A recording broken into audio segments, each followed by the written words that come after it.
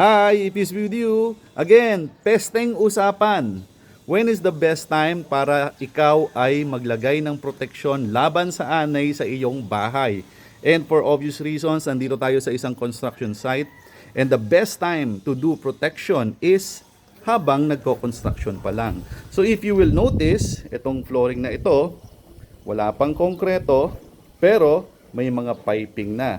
So nandyan na nilalagay yung electrical pipe, andyan yung water pipe, and ito, hindi lang yan ang mga pipe na importante. Meron din tayong tinatawag na termite pipe, yung pipe na para sa termites. Ayan. So if you will notice, nilalagay namin yan kasabay ng ibang mga pipe dahil bago magsemento, dapat embedded na yung pipe na yan. So ano ba itsura ng pipe na yan na in-install natin? Ganitong itsura niya. Ayan. So if you will notice, this pipe is specifically designed para sa chemical. Ito, makikita ninyo, pag na-install ito, magpapawis ito. Kaya nagpapawis dahil dyan lalabas lahat ng termiticide na ina-apply natin.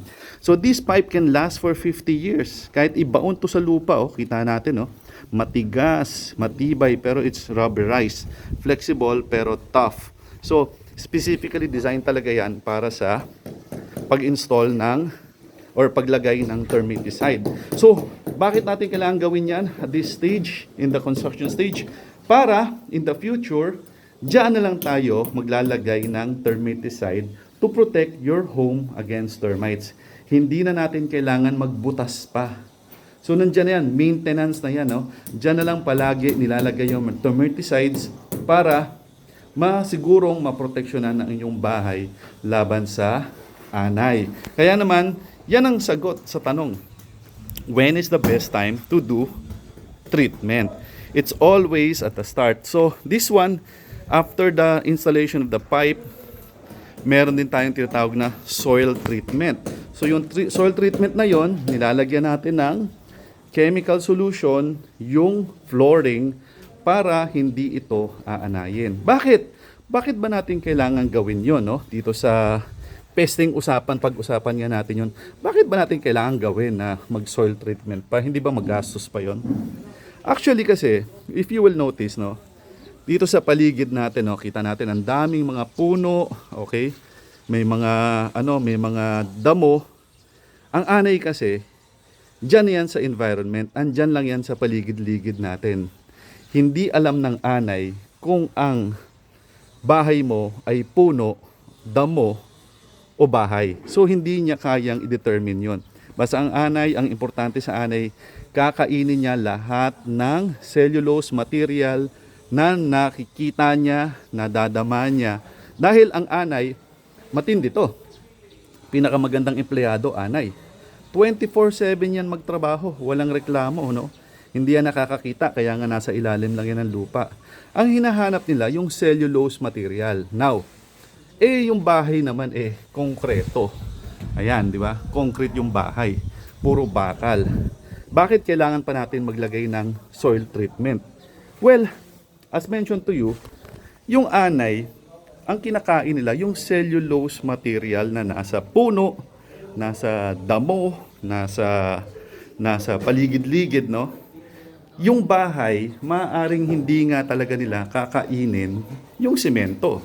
Yung semento, yung rubber, yung plastic, yung bakal, hindi nila yan kakainin. Pero since ang anay ay foragers, ibig sabihin naghahanap talaga sila ng lugar kung saan sila pwedeng makahanap ng cellulose material.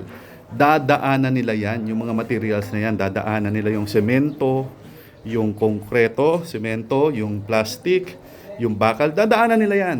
Pero hahanap sila ng yung mga cellulose materials na nasa loob ng bahay. Damit, papel, mga dokumento, visa, passport, di ba? Mga important deed of sale, kakainin nila yan. Even mga pictures, kakainin nila yan. Photo album, pati pera.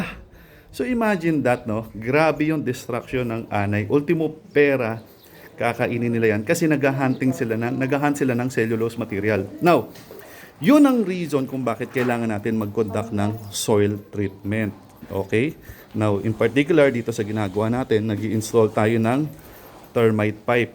Now, yung soil treatment, ang purpose kasi niyan, para itong area na to ay maproteksyonan laban sa anay. So, hindi magkakaroon ng anay presence dito sa area na to. So, yun ang purpose po niyan. Para naman yung anay, hindi naman mawawala ang anay. They are part of our environment. Andyan lang sila. Andyan ang anay sa labas. Hindi yan mawawala. Parang hangin yan. That is, God made anay for a purpose. Imaginein mo, yung anay, ang purpose niya para yung mga wood, mga puno, i-break down niya into, i-break down niya yung materials ng puno para bumalik ulit sa lupa yung puno. Imaginein mo kung hindi ginagawa ng anay yung trabaho niya. Yung lugar natin punong-puno ng puno, no? So kaya naman yun ang purpose nila, to break down yung mga materials na nasa puno, nasa damo, nasa dahon para maibalik ulit siya sa lupa and magkaroon ulit ng nutrients yung lupa. So, hindi alam ng anay kung yan ay ordinary lupa o itong area na to ay may bahay. Kaya importante, what we do as humans is we protect our own home against termites. So yun naman ang reason kung bakit importante ang mag-conduct tayo ng soil treatment para sa ating bahay. So as mentioned, apart from the soil treatment, yung installation ng termite pipes. So marami pang ibang way para magkaroon ng protection yung bahay laban sa anay.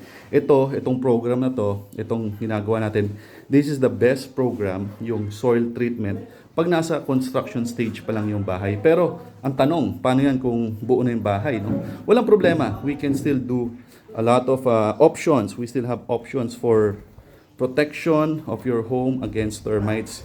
Kahit na itong bahay mo ay nasa ibang stage na ng buo na siya.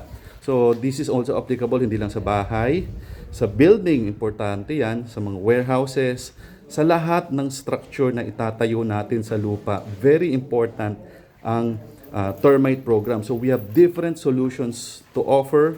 Apart from the soil treatment, meron din tayo sa Sure Solutions Pest Control Services. Meron din tayong tinatawag na baiting program. So kaya ang importante lang kasi itong baiting program na ito, the only difference between baiting program and the soil treatment, for obvious reasons, soil treatment, we put soil chemicals, chemical sa lupa. So the idea is para ma-prevent yung termite na pumasok dito sa lugar natin. However, pag baiting kasi, yung bait, yun yung kinakainan ng anay, yung bait.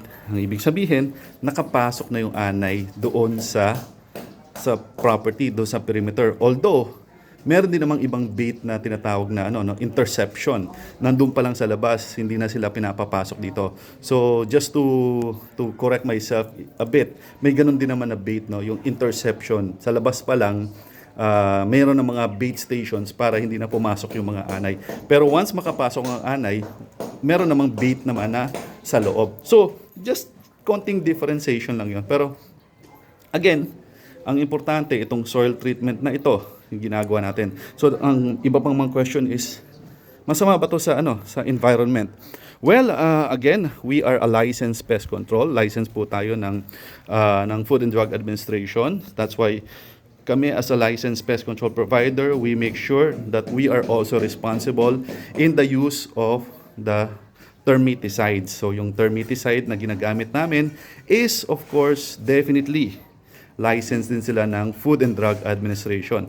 Meron silang license, meron silang updated certificate of product registration. So we make sure na safe yung chemical na gagamitin namin dito sa treatment na ito, no? So now, before kasi may mga naririnig akong kwento noon na talaga namang napakabisa ng termiticide na ginagamit nila, no? So sobrang bisa hanggang ngayon effective pa rin. Yeah. The problem is so sobrang bisa, sobrang effective. Minsan hindi na siya maganda sa environment, no? Kaya minsan Hindi rin maganda pala yung sobrang bisa kasi in terms of the chemical kasi meron siyang lasting effect sa environment lalo na sa lupa. Pero ngayon, yung mga chemicals natin ngayon ay of course eventually in the future nagbe-breakdown yung kanilang yung kanilang components.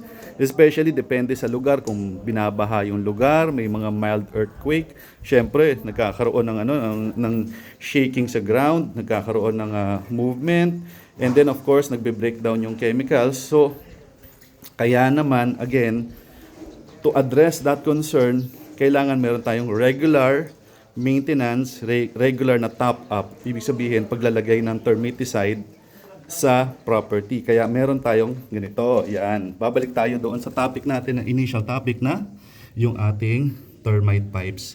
So yan ang purpose niyan para, of course, syempre, pag magagawa tayo ng investment na bahay, dapat long term, di ba? Forever. Yes, merong forever. Kaya naman, itong termite pipe na to, 50 years inaabot ito. So may forever, technically speaking.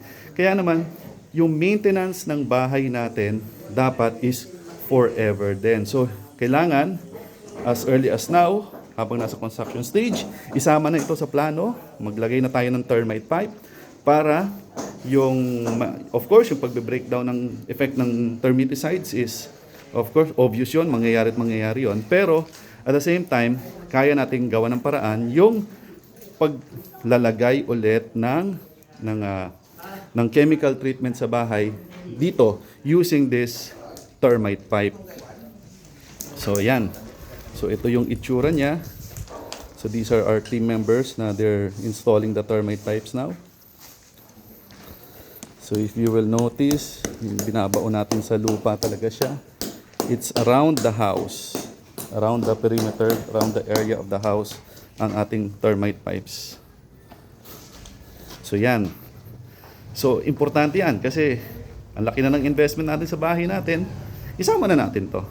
So this is basically a new, well, matagal na pala tong technology na to, pero in the Philippines at least, we are one of the first few companies na trained to install these Thermipore termite pipes. So kaya naman we make sure na well-trained na mga team members natin, alam ang ginagawa, and we install it at the right time. So kailan ba ang right time na pag-i-install ng termite pipe? Pag ganito na. Pag almost ready for concrete pouring na. Ito yung right time para mag-install tayo ng termite pipe. So, again, I hope you learned something. So, dito sa ating pesting usapan. So, if you have any additional questions, you may visit our website. It's suresolutions.com.ph. We are present in majority of the social media pages. We have one in YouTube, in Facebook, in TikTok. So, I hope kahit papaano meron kayong natutunan, meron tayong na-share dito sa inyo. So, kahit papaano, at least you know what's going to happen and what you need to do if you are going to have your dream home constructed. Or kung meron man habang available na yung construction, pwede pa nating mahabulan ng ating tinatawag na soil treatment or anti-termite protection. Okay? So, if you need any questions, just visit us in our website. And also, you may call us now. So, it's suresolutions.com.ph. Our number is 0917-827-7873.